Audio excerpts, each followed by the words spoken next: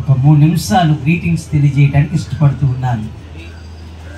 Greetings అనగా శుభములు. అంటే రేపు 11వ తేదీన 2 యవనస్తులు ఒకటిగా మారబోతూ ఉన్నారు, ఒక శరీరముగా మారబోతూ ఉన్నారు. ఇది ప్రధాన కార్యక్రమం, అనగా ఇరు కుటుంబాల యొక్క బంధాలను కలిపే ఒక స్థలం ఇది. ఈ స్థలములో ఇరు వర్గాలు వచ్చి ఉంటారు. బైబిల్లో చాలా విషయాలు ఉన్నాయి, అవి చెప్పడానికి ఇది సమయం కాదు. దేవుడు వివాహ వ్యవస్థని చాలా పవిత్రంగాను పరిశుద్ధంగాను తయారు చేసినాడు. సృష్టి ఆరంభములో మానవ జాతిని వివాహంతోటనే ప్రారంభించినాడు. ఆయన ఎలా ప్రారంభించాడు? వివాహంతోటే. ఆదామును దేవుడు తయారు చేశాడు. ఆ తర్వాత ఆదాములో నుండి అవ్వని సృష్టించాడు.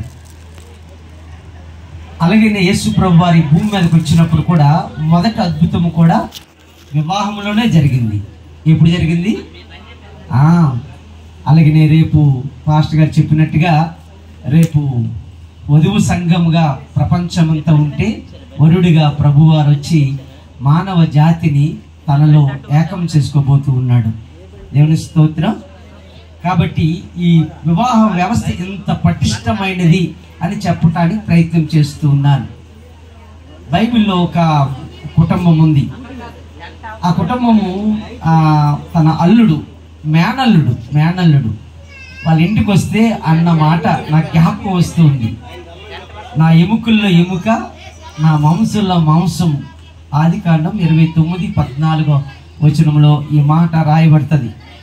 ఇది ఆదికాండంలోనే 2వ అధ్యాయంలోనే 23వ వచనంలో కూడా ఇదే మాట రాసి ఉంటుంది. అంటే బంధత్వం కలవాలంటే ఎముకల్లో ఎముక, మాంసంలో మాంసము కలవాలి. దాని వివాహ వ్యవస్థకు గుర్తుగా వీరిరువురు కూడా రేపు 11వ తేదీన ఒకే శరీరముగా మారబోతూ ఉన్నారు. అదేంటండి, కలవలేము కాదు కదా, అదేదో 2 సిస్టర్లాగా కలిసి లేము కదా అంటే దేవుడు వాక్యం అంటుంది, ఏక శరీరము అంటుంది.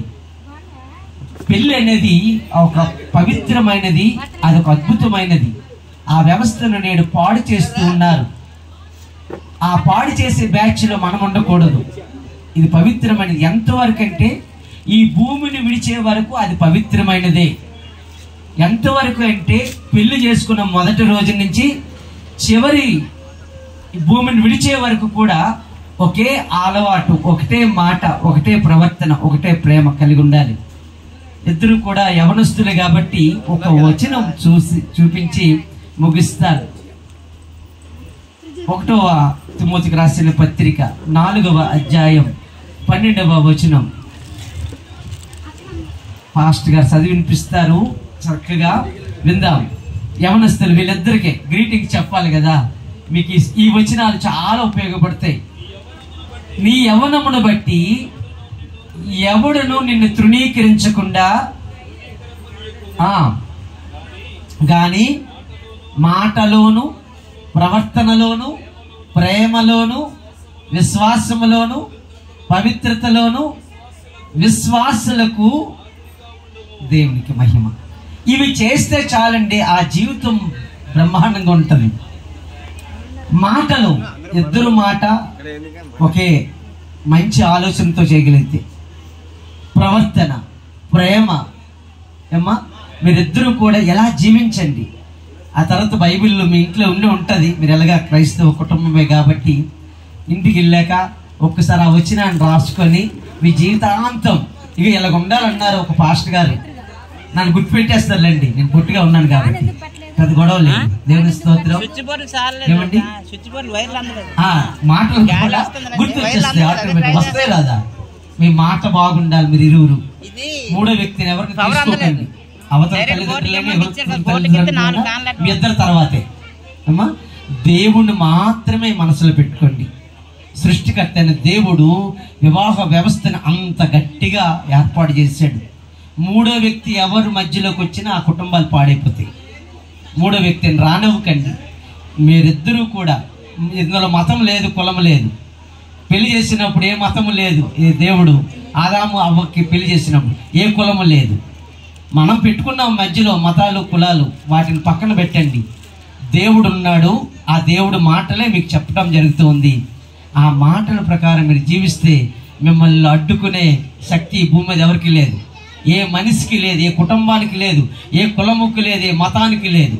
మీరిద్దరు ఒకే మాట మీద ఉండి, ఒకటే పవిత్రమైన మనసు కలిగి, పరిశుద్ధమైన జీవితాన్ని కలిగి, ఒకటే ఆలోచనతో ముందుకు వెళ్తే మీ జీవితాలు అనేక మందికి దేవునిగా మనం మారిపోతాయి.